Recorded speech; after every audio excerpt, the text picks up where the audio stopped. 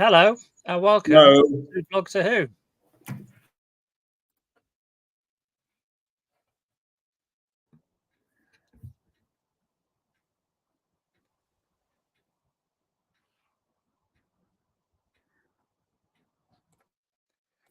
Hello, everyone.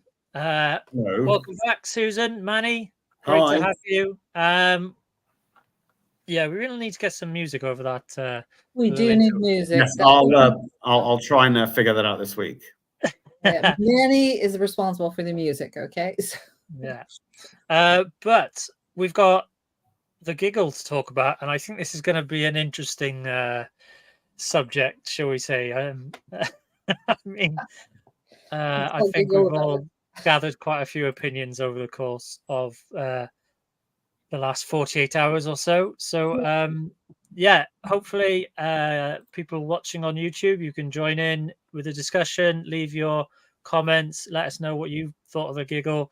But Manny, let's start with you. What did you think about Doctor Who, the Giggle? Okay, I actually liked it. I thought it was great. It was, it was like a nice sort of like wrap up of like David Tennant's 14th Doctor. There were some things I didn't really kind of like gel with. I mean, well, we'll go into that later, but the whole mallet thing and creating a new TARDIS by whacking the TARDIS, and another one turns up, and then, the whole bi-generation thing. I mean, I don't know. I mean, I'm in two minds of both those things. But apart from that, I thought it was great. I thought it was absolutely brilliant. I thought Neil Patrick Harris did a good job. David Tennant and Catherine Tate were wonderful. And we got Bonnie Langford as well, which I thought was excellent. I loved Bonnie. Yeah, that was great. Yeah. How old is Susan? She this time? Yeah, so I thought I had a great time. I thought it was a riot. We'll talk about the other stuff later, just like we said. But I mean, I loved Spice Up Your Life. Okay, that was just absolutely fantastic. That was great. Okay, we also have that, don't we? Have that to discuss? Yes. Yeah, Neil Patrick Harris was perfect. I mean, as they made as one Phil Collins son said in the commentary, they made him work. So he's a magician. He's a song. He's a puppeteer, and he can do these things as well. Dancing, we'll argue whether or not he can dance, but I thought he could do it just fine. Singing, I don't think we got him to sing, did we? No, but everything else, everything. They needed a very adept actor with all the talents around to play that role and really go for it, and he definitely went for it.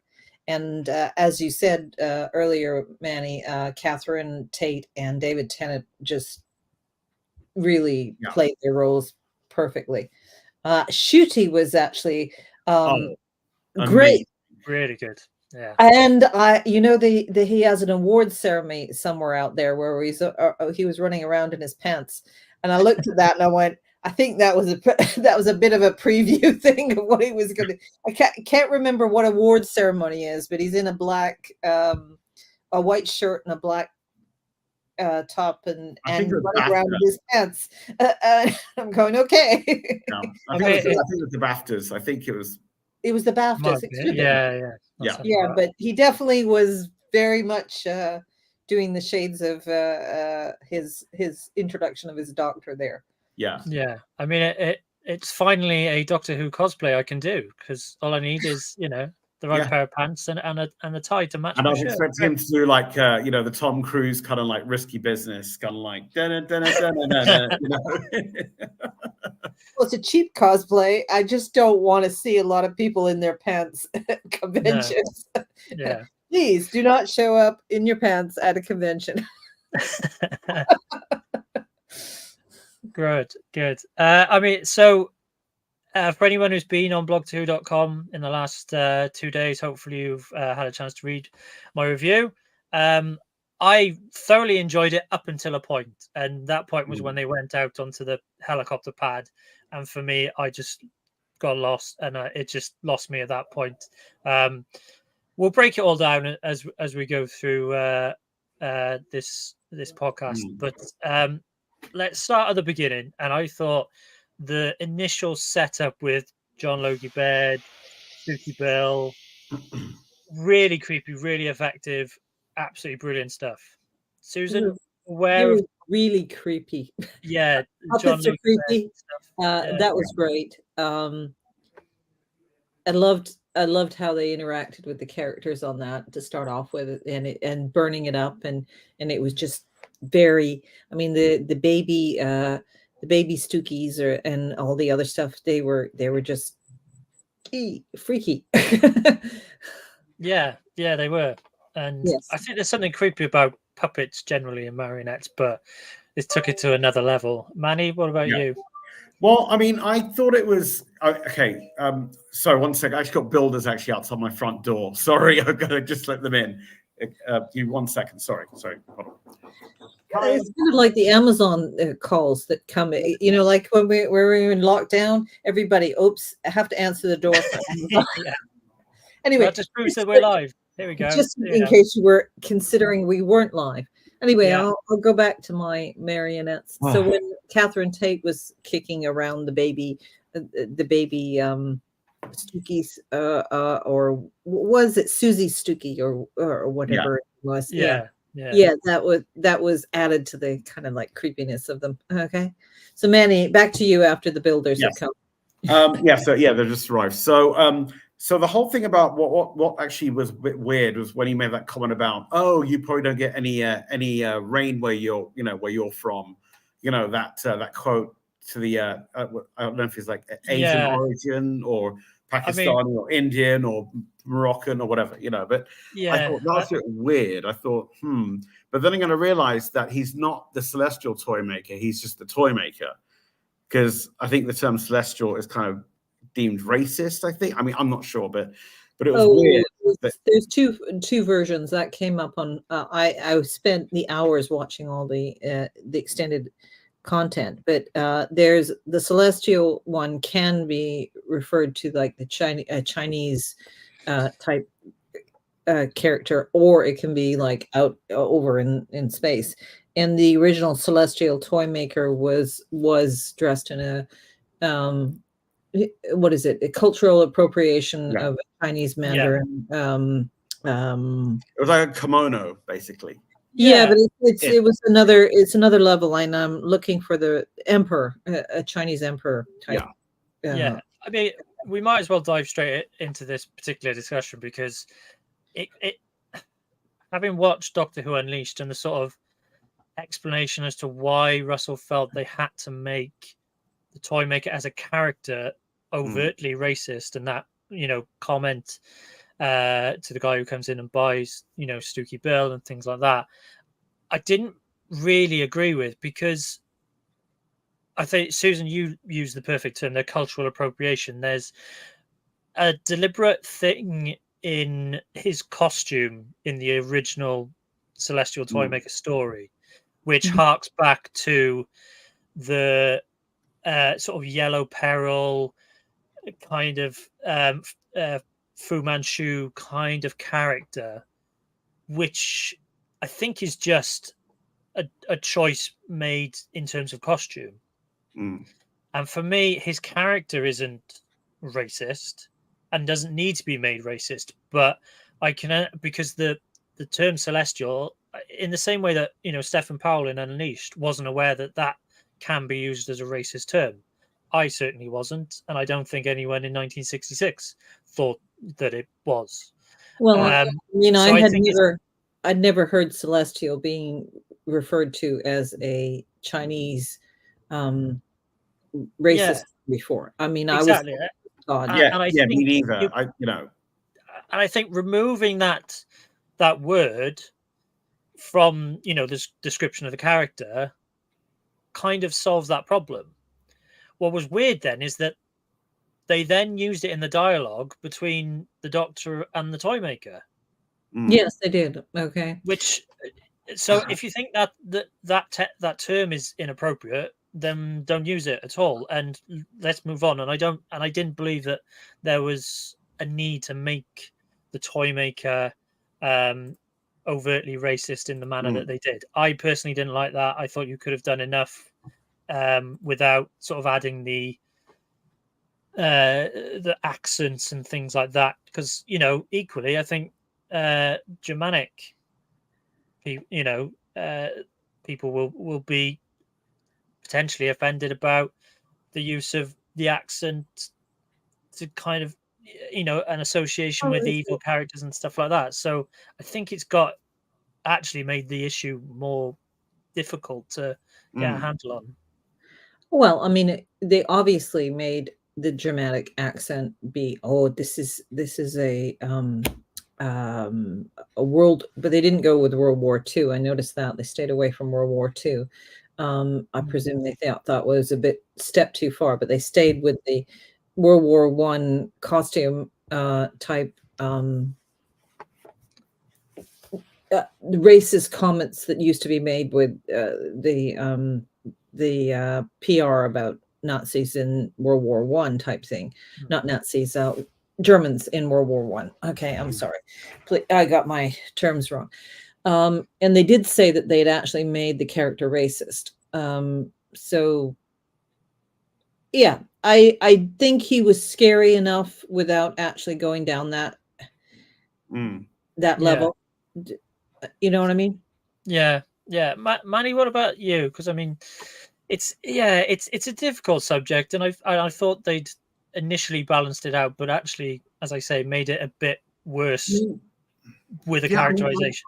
I mean, I'm just a bit stuck with it because, first of all, the whole accent thing also really threw me off as well. Like 1 minute he's French, 1 minute he's German, 1 minute he's this, 1 minute, And I kind of felt like it was sort of that Catherine Tate sketch, where she's doing all the different accents or whatever.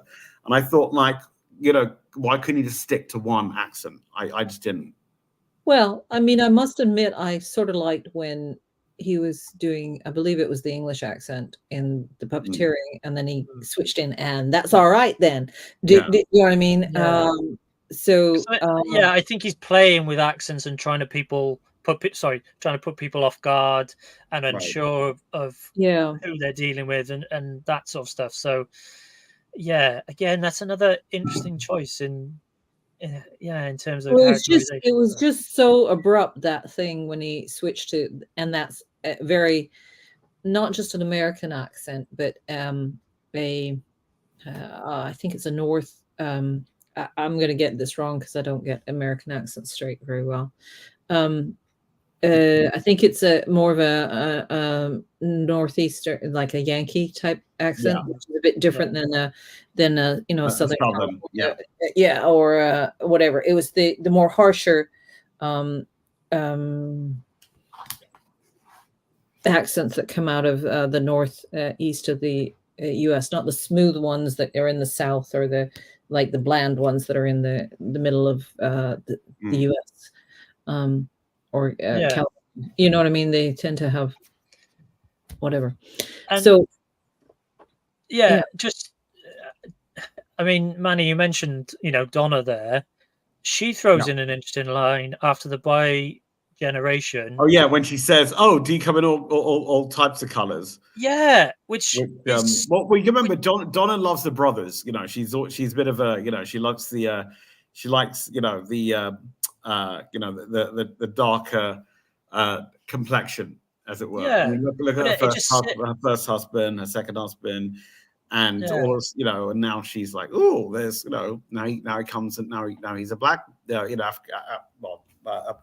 man, and I think that point made her a bit excited and aroused or whatever, because a tendency to to go, I mean, that's her type, basically, but again, it seems so out of place given what they're trying to do. I don't know, that stood out for me, and it really made me uncomfortable. And the whole ginger thing too, that was pretty they touched on that too, about gingers being I mean, the master and somebody else has touched on that, and he's always wanting to be ginger and all the other stuff. That's not I mean, the master always, what was it he said? It's always earth women or something or other.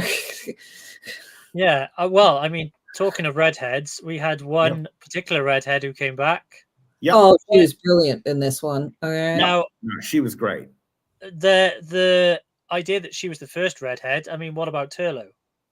Turlo was Yes, the yes, I think good point. Vicky. All right, she was in black no, and white. but I no, think- Jamie. What color of hair did Jamie have? Jamie was the first one, I think. Well, I think No, Vicky was it- had no, red yeah, hair. brown. I think he had brown hair. Yeah. I Oh think no, he it's had dark brown brown. hair. It's dark brown. It's hard to figure out. But we Right? don't know what color hair the other ones had, from the 60s, because Well, we do. because Jean Marsh's character, what's her it face? was dark hair. It's Yeah. dark Yeah, hair. G Marsh. Didn't Yeah, she have red hair? Yeah. But aside from that, it was great to have Bonnie Langford back in Doctor Who, and it And just not came out of screaming. nowhere. Yeah. And not screaming, which is great. Like, back in the, she was Well, always she was a different Mel. Yeah. All right. But question is this, but didn't Mel come from the future though? That's what I don't get. Did she, because she actually We don't really wasn't know. she a scientist from the future or something? Or I a think this dietitian? is all a setup for Unit. Okay. Yeah. So Well- I think you're going to find out that she somehow, I don't know, Captain Jack took her on his vortex manipulator and saved her out at some point. And how old is she at this point? Because Savalon Glick was 101. Yeah. I mean, he certainly wasn't 101 when she ran into him. Let's see. Yeah. I mean, we don't really get an introduction to her. She's supposed to be, I think the original idea was she was a computer programmer or someone from Pease Pottage. So, not futuristic really. It was 1980s current companion, but we don't really know because we never really saw it. They didn't explain where Mel came from, Yeah, really. she turned up, yeah. She's just there, and the whole character was that, Sylvester's Seventh Doctor didn't know where he was up to, and Ronnie and whatever. Anyway, was never got around to explaining. No, but she was fantastic, and it was great to see her back. Oh, I loved having her back. I mean, she just stood out, and it was better character than when she was in the in the 80s. Yeah, 80s, 90s, or whatever. Okay, yeah, wherever it was. 80s, yeah. 80s. And she's definitely coming back next year, so that's something to look forward to. So Mel was obviously part of Unit, so we had Unit back, and looking quite impressive with their, they found their budget again after the Chibnall era where they were being when they were deleted from and Kate Lethbridge-Stewart and Shirley Ann Bingham back again, and Trinity Wells. Yes, Trinity Wells showed up. Her own talk show now. Yeah, and finally a makeup brush and a hairbrush too to go with it. I actually thought that. Oh, and definitely Russell T. Davis has got the gang all back. That's definitely what I saw when I saw that. Really well. I mean, we'll go into how it feels. 2008. There's a reason I've got this T-shirt on. But yeah, Trinity Wells has gone a bit mad with her, anti-establishment kind of rhetoric about everything probably. One thing I will ask though is, what was the Vlinks? At some point they said that he was found in some crashed. Now I don't know if that was in all of the things that I read, but he was found in some sort of crashed spaceship, and that he's going to be better or more fixed as he goes along. But he's a regular character, so they found him somewhere on a crashed spaceship. Now I believe that was in the thing where Russell T. Davis and David Tennant and Phil Collinson were just laughing at each other all the way through an hour's watch of the show. But I think that's what he explained. And the more I listen to it, I'm going, well, this is the Unit spinoff that's going to happen. Yeah. And it sounded like they were hiring Donna. Yeah. Quite probably, yeah. I mean, I had no idea what it was, and I felt like I'd missed something. Whether that, I think it's going to be fed into the spin-off show. That I thought this is setting us up for a spin-off. Yeah, absolutely. I mean, there was a lot of that towards the end of feeling. There's things being put into place. I mean, Manny, what would you the obvious comparison of the unit headquarters to the Avengers Tower. Yeah, exactly. It was like, you know, I think like Marvel just went, you know what? Yeah, we're done with that set now. You can have it. You can have that set. Save some money. Here's the set. Here's the design. But actually, that whole helipad thing was actually in a parking lot. Yeah. The whole helipad thing was, but yeah, it just feels weird. It was like, and I like the line when it said, "Oh, you know, unit was supposed to be like, you know, a secretive organization, and now all of a sudden you got the biggest skyscraper in London, you know, with a massive helipad with unit written on the side of it." Like, yeah, so I was going to say unit letters written on the side as big as you can possibly. Yeah, I wonder if that's headquarters now, or is it still Geneva? Was it? Yes.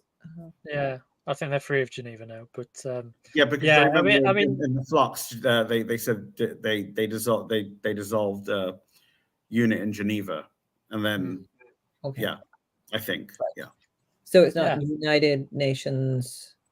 Well, it's the name has had 15 different acronyms in its time frame. Yeah, I mean, so hello to everyone watching live on YouTube. Feel free to comment and.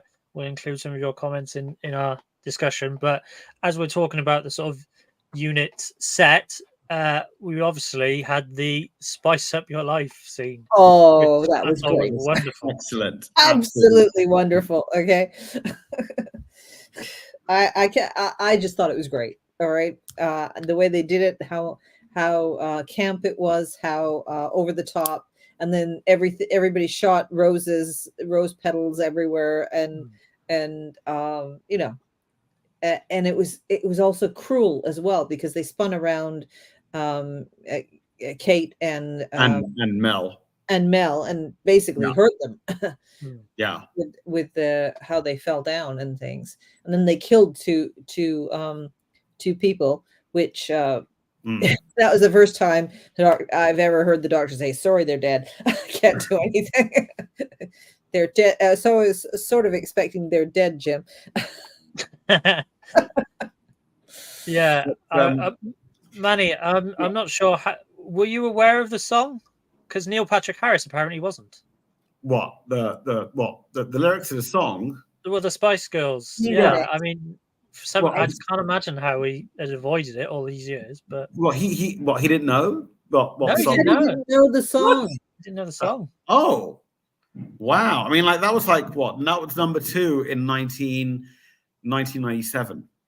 Yeah, where were you in 1997? London. I was at university. DJing in London. I'll tell you why I know that, because Aqua Barbie Girl was number 1.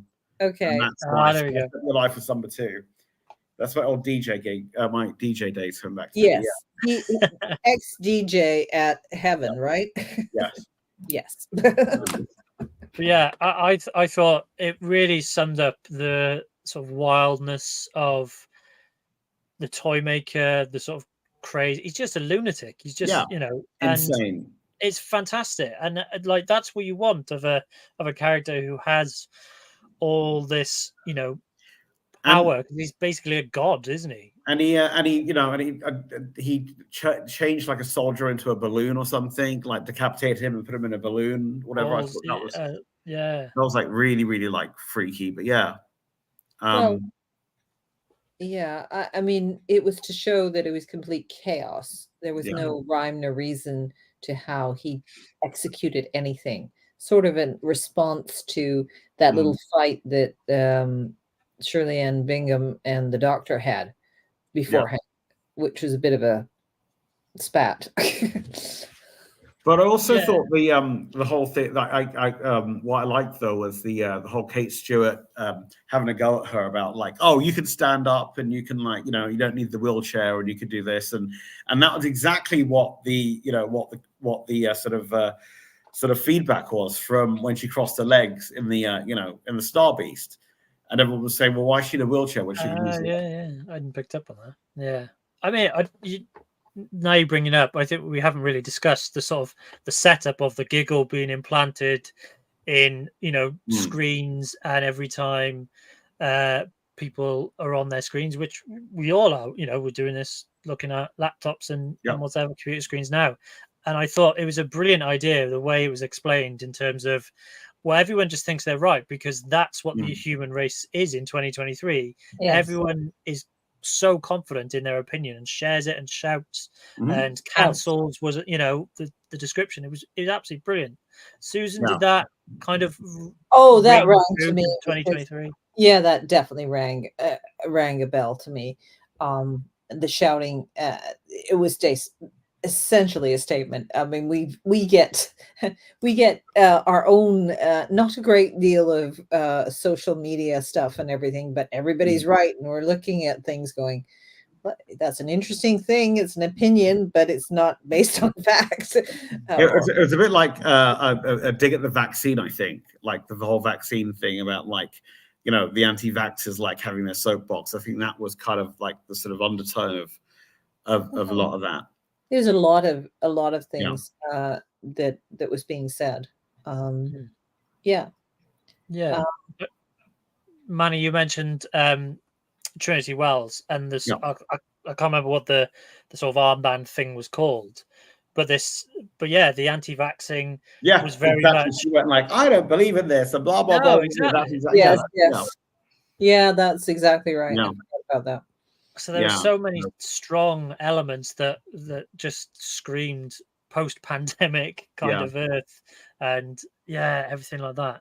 It was a very jam-packed but clear message that was coming through the whole thing, and it was very fast. And I mean, you put spice up your life, and we ended up with a gun shooting all over the place, and we had flying rose petals, and we went from the past to the front, and we even had a little puppet show with all the redheads involved.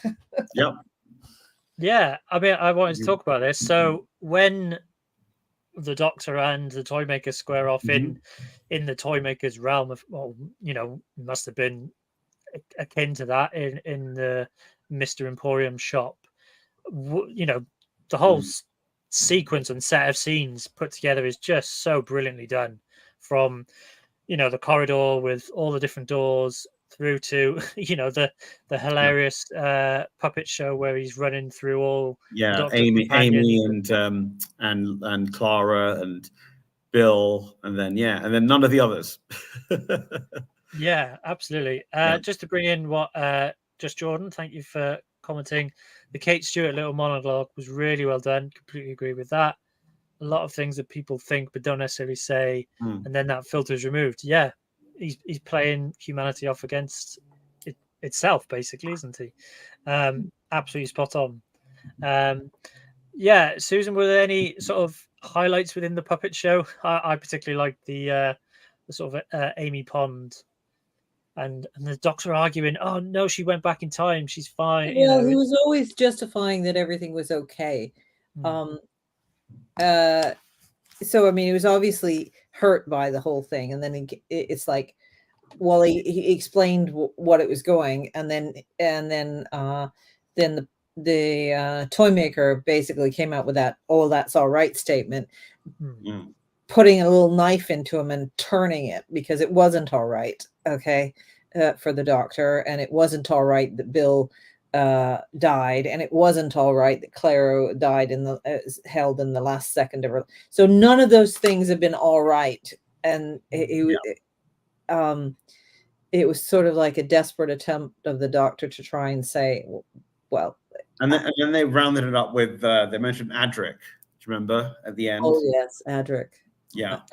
I mean, there were a lot of mentions throughout the episode, really, weren't there? We'll talk a bit later about 14 and 15, but I mean, anyone who mentions Sarah Jane Smith, it just brings tears to my eyes, because and that was just really really sad.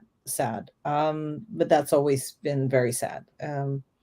I keep on remembering that piece where I said there's something about Sarah Jane. There was always something about Sarah Jane. Yeah, absolutely. Elizabeth Slaton too. Yes. But for me, it was really funny seeing them all sort of stacked against one another. The companion, them all falling at various things, and actually, it made me reevaluate their sort of endings, because a lot of them are pretty horrible, and they all. Yeah. Well, I think the I- only one that got a good ending actually out of the whole thing, if you go back to it, is Martha. Yeah. Yeah. Well, Okay. well, no, but her family all went like batshit crazy. They all suffered. Yeah. Yeah. They all they- suffered, but I mean, she walked out on her own terms. Yeah. She's the only one that did. Okay. Yeah. Well, nobody really leaves Yeah. by choice, really. It's Yeah, I mean, I've always Crazy. thought the Rose thing was a cop out, but that's okay. Do you know what I mean? So Mm. Oh, yeah, why technically she did die. So yeah. So yeah, she died as well, technically. Yeah. Yeah. Yeah. I mean, it was interesting, just as I say, to see them stacked up, and then the sort of card game, high card wins, and I thought that was really effective because it's a fairly obvious thing, high card wins, etc. But just the tension between the two of them, and again having the toy maker allude to stuff which is obviously going to come up in future, saying how the master begged for his life and became the gold tooth and all that sort of stuff, and just alluding to stuff is classic Russell T Davies, isn't it, Manny? Yeah, and then and I mean, yeah, the tooth thing, and then and just like what was it, the end? What? No, not the end time. The last of the Time Lords. A hand comes in and takes the tooth. Oh, with red nail polish. With red nail polish, to say exactly the same. Like it's scene for scene, basically. Yeah. And that so does that mean the master can now generate now too? Well, let's get into it. Let's talk by generation. I mean, this is the point in the story where I lost it, and it had me up until that point, and I thought, oh, brilliant, Shooty's going to come in now at this point and be the one who saves the day. Yeah. That's a brilliant ending. That's a brilliant way to do this story, and it caught me by surprise. And 14 is struggling, and you think, oh, brilliant, we're going to get Shooty and he's going to play the final game and that'll be it. And it just annoyed me. I've got to be honest, it really annoyed me because again, the meta crisis thing, it just felt exactly the same. It's the same thing basically. He's now with a companion, his best friend, and why can we not just get Tennant to do a regeneration? Just let him regenerate and stop messing with regeneration as a process. So does that make Shooty now 14.5? Well, this is the thing. It just Or is it just a reset now? Is it because I think they're just resetting the whole series now for Disney Plus? So they didn't count the War Doctor. Yeah, and then the Meta Crisis Doctor. They didn't count the Meta Crisis, but they did count it when they were actually redoing the regeneration, so that 11 was supposed to be the last generation of it. And then we took that out so that there's no. So and again, because we've doubled down on the Timeless Children thing, the numbers are all irrelevant anyway. And this is and then the Fugitive Doctor too. You've got that one running around. I mean, is she a split from one of the other Doctors? Well, I mean, to me, this is it's sort of like that game. You've split one, so is he a Time Lord still?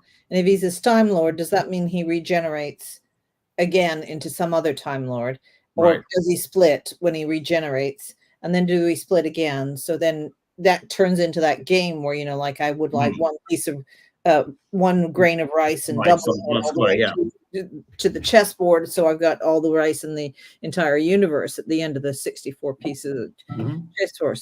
So then that would mean basically we're all the Doctor, I am he, you are he, cuckoo, cuckoo, we're all together now. Exactly. So it sort of,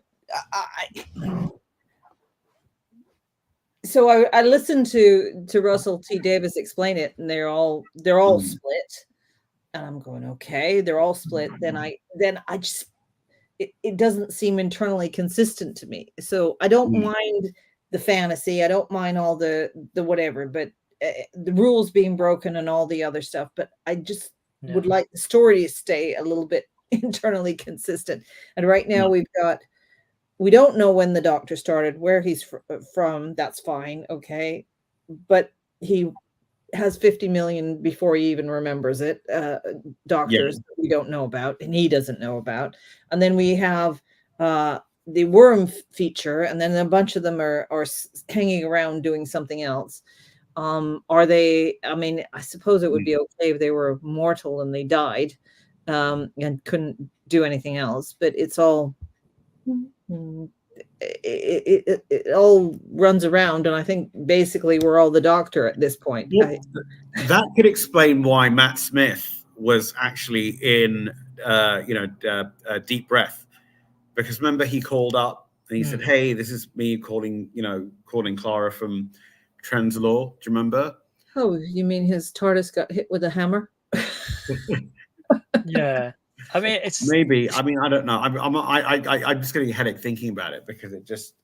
Well, I mean, it's even a little bit worse than the. Well, I actually didn't mind the chicken leg thing that is on the scenes that were cut for the Meta Crisis, which is here, have a chicken leg, grow your own TARDIS 20 years from now, or however it is, and shadow fry it with something or other, which showed up in the Star Beast, I noticed. Okay.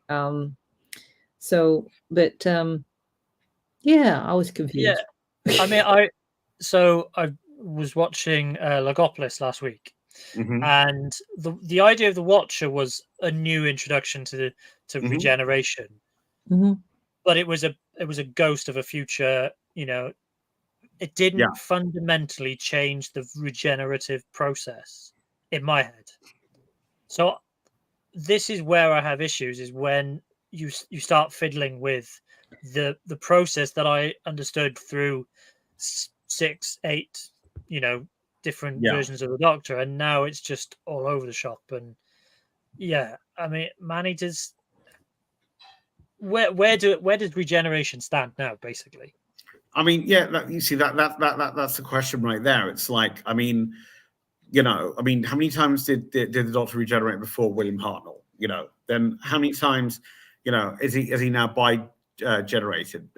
Because now we've got, Peter Davison, we've got Tom Baker as a curator, we've got Colin Baker, Sylvester McCoy, all those. I always thought the curator was just a mental discussion with the Doctor in his own head, because I mean, Clara wasn't even around then, and he's looking at the picture, and I thought it was just his past talking to him, which he's always got a sort of split personality problem.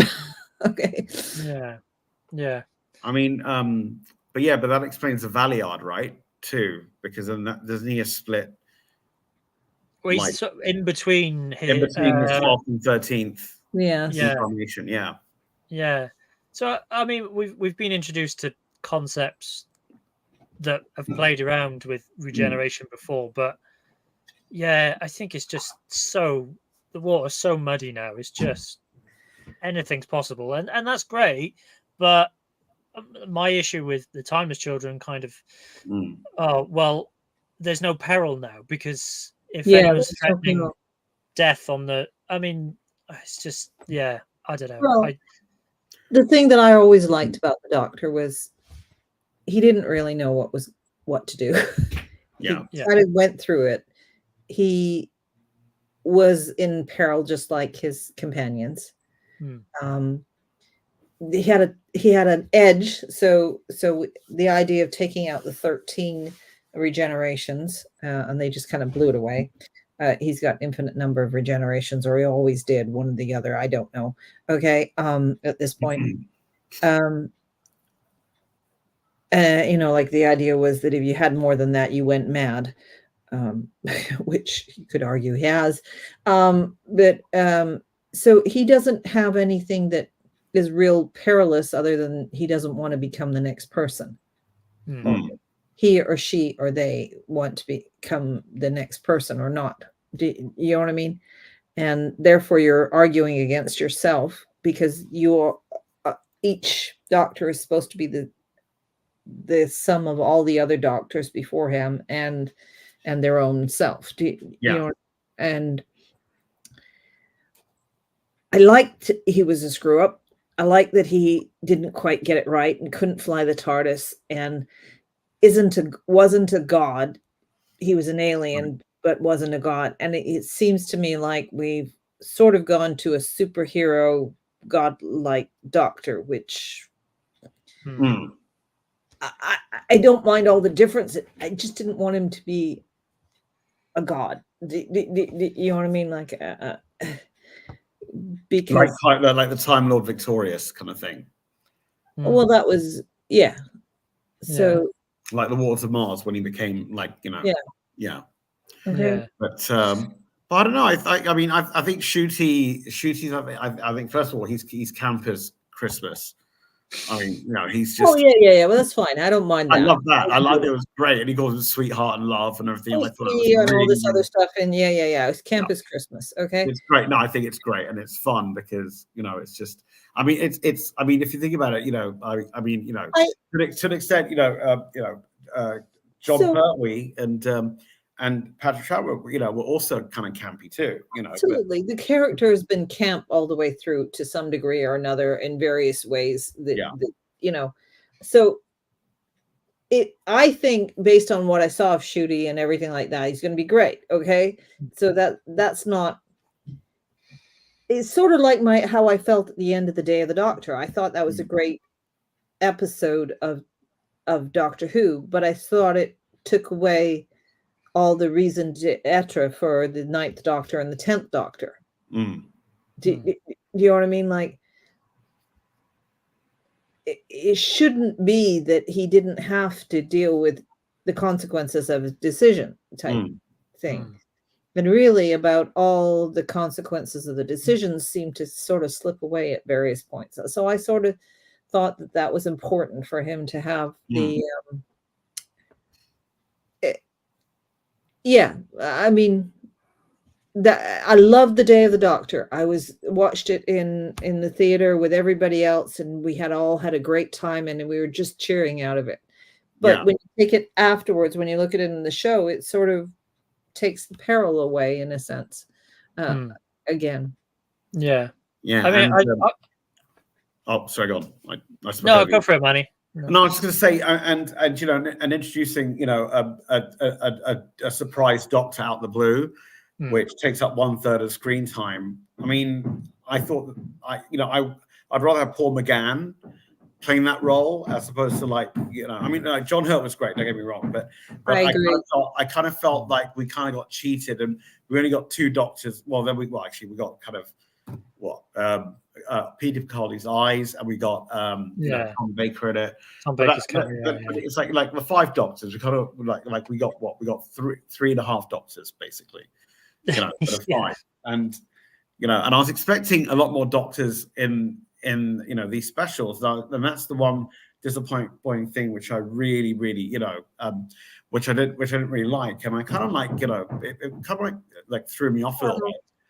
There's a rumor that Paul McGann will have his own series. Wait and see on that. I mean, David Tennant at this rate too.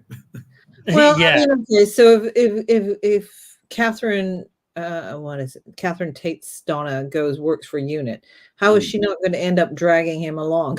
Yeah. And if she's working for Unit, how come she's not going to be there in the Unit special type thing? And then if she's not there, then sort of, I mean, it lends itself to a Disney Plus kind of spin-off, whether availability and things like that, whether they've just I think it's the same with the Master Tooth picking up. It's not an immediate plan, but it's just leaving it open. Or so if they want to come back to it, and I think it'll be the same with. I think the Unit's been. It's like you know, when his hand you know, got cut off, and they kind of like left that lingering around, and then they finally found a place to, like, you know, deal with it and make something of it. And then Missy picks up himself, I guess. Yeah. And I mean, for all our discussion about the bi-generation, I'll just bring in this comment from Jess Jordan again. The concept of defeating the toy maker in that way and having the two actors who I thought were wonderful together. Yeah. I thought those scenes were brilliant and I really enjoyed them, but I didn't like the fact that they were having those scenes.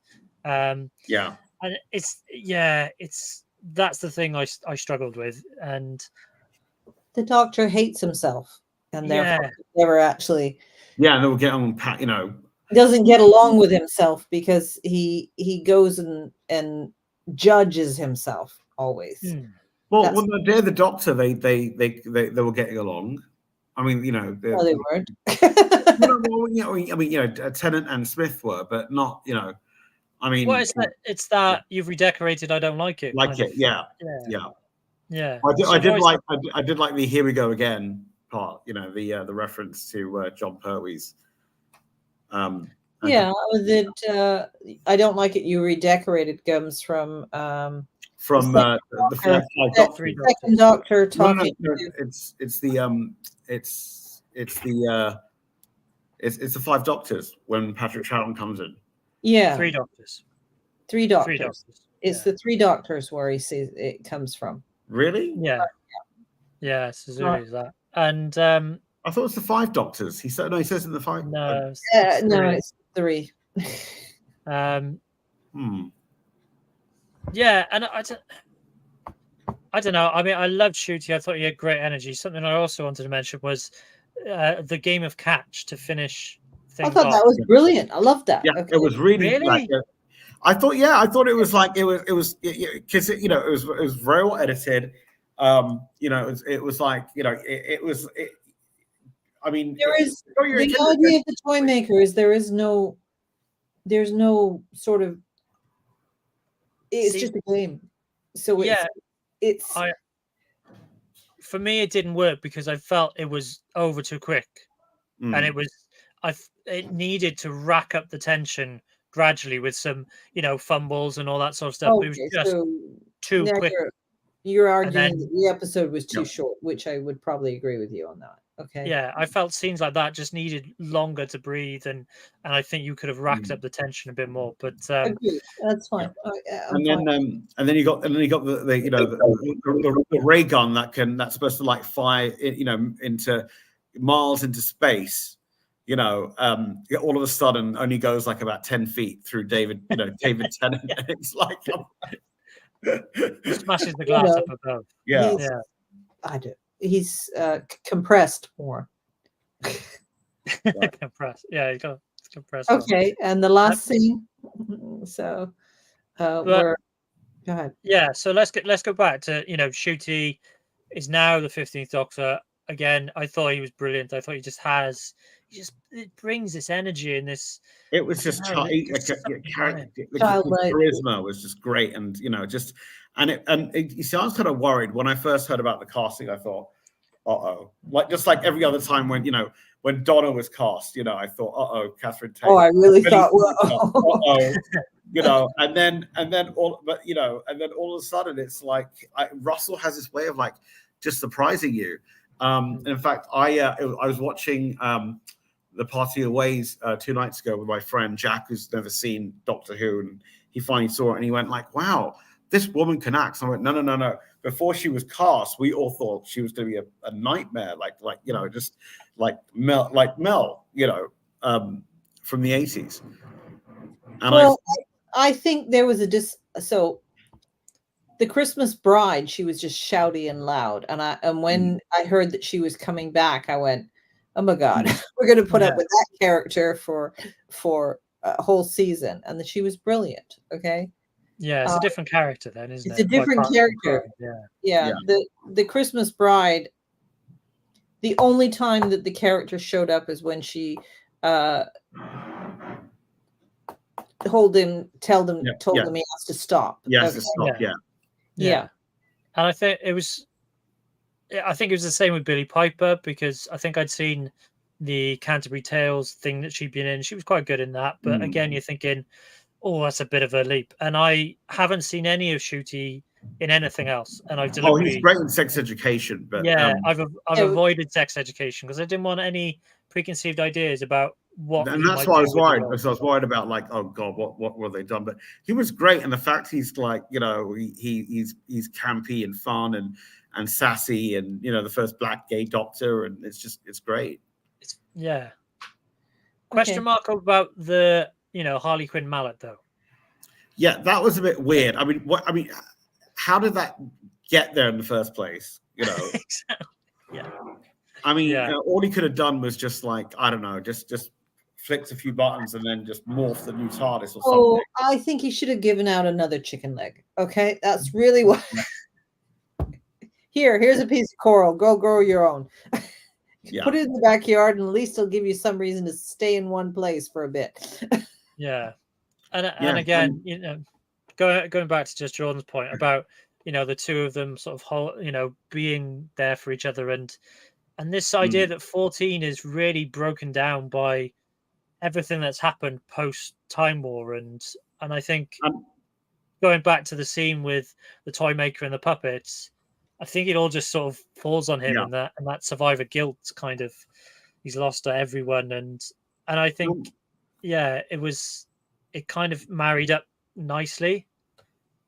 And I think it's a way of like, you know, erasing everything, you know, and starting fresh, because now you've got, you know, that doctor has got all the, you know, the time, you know, the timeless child thing, the whole flux thing, blah blah blah blah blah, this and that. He's dealing with that. The new doctor is now, you know, it's a clean slate. Well, I mean, Tennant's doctor, whichever one you put, is the one that Russell T Davies has tortured.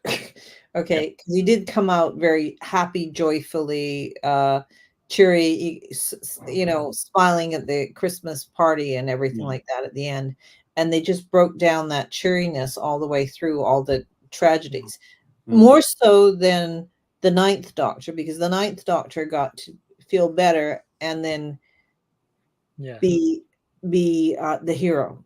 Do you know what I mean? Rose changes him, and Rose changes him. He gets to sacrifice himself. He gets to resolve his honor and everything like that. I don't know if it's honor, but he's happy with what he's done. He's sacrificed himself for Rose, whereas the 10th Doctor just kind of gets stripped and stripped and stripped down into I think it's partially because RTD seems half in love with Tennant to start off with, and the other thing is he just wants to yank at, because everybody knows he can do these kind of emotional scenes in such subtlety way, and he just wants to yank them out of him all the time.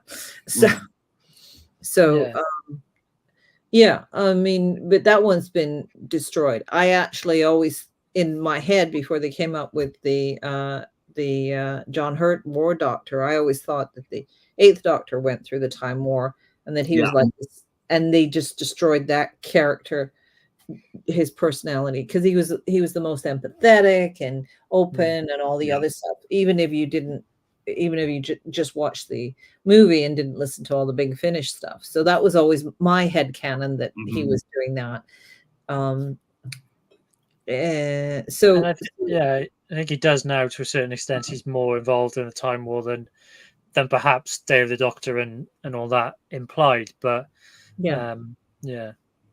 But then you end up with so it strikes me as it's kind of like that refresh and again that happy Doctor type thing. So where does 14 go now, really? I mean, he's found, you know, a sort of family unit that but he's still got a TARDIS that can take Rose. You know, is the 14th Doctor and Rose adventures coming to Disney Plus? That was, you know, how it felt to me. Well, there was a rumor going around that it was going to be like Donna and the Doctor were going to have their own series and blah blah blah. And I thought, no, that's not going to happen. But now, you know, they've left it wide open now for him to have his own. You know, I mean, there's 2 TARDISes. There's 3. There's the one sorry. in the other universe, which may or may not be. Oh no, there's 4 actually, because you've got the fugitive Doctor's TARDIS, and you've got the TARDIS, and you've got the new the mallet TARDIS. Mallet TARDIS, I like that. And the thing is, what they should have done, they should have made, you know, David's TARDIS back to his original TARDIS and left him with that. He should have got the old one. Yeah. And like how Shooty's color scheme is now cream as opposed to bright white, you know, because it just He got the jukebox too. I thought that was I like how 15 picked the one with the jukebox in. and the wheelchair accessible ramp. Yeah, that was a nice touch. I mean, it's not something you know, I as an able-bodied person ever worried about, because K9 got in and out fine. Yeah. But I think the Daleks got in and out of it too. Yeah, but you know, someone, you know, a child in a wheelchair spoke to Russell and said that he couldn't get into the TARDIS, and Russell was very clear about changing it. And it's a lovely scene, and I think it hopefully has meant a lot to, you know, a wide variety of people. And I think that's great, and I don't, you know, I think that's really nice and a positive move to kind of shift how Doctor Who represents society. I also I found out that Ruth Maddenley has spina bifida. Oh, I didn't know that. It comes up. My mom was born with spina bifida. She spent the first 2 years of her life in hospital. And actually, it's written up in Lancet on a bunch of Manchester papers where she had an experimental surgery. It allowed her to walk, but it started falling down in her latter part of her life, where her hip was taken to cover the whatever. And there's degrees of spina bifida and what you can and can't do and support and things like that. So I thought there were a lot of nasty comments that she could move and whatever, because spina bifida isn't one set answer. And they covered that with the whole Kate Stewart thing, like I said earlier. Yeah. It's weird how they actually you know, as those comments came out, you know, she actually said the same comments to her. Yeah, I think they were quite adept at understanding that, putting that in, and I was a bit floored when I heard that, because I mean, that's been something that's been in my life all my life. My mother could walk and stand around, but only by the grace of the surgery. It's a long story in our family. Very experimental that she had and everything. Well, hopefully we get, you know, Shirley going into the TARDIS and exploring that set, and that would be nice, you know. I'd like unit spin-off. I think it'd be nice moment. Sorry. No. I mean, the next episode really isn't that far away, and it's the Church on Ruby Road. Who's seen the video?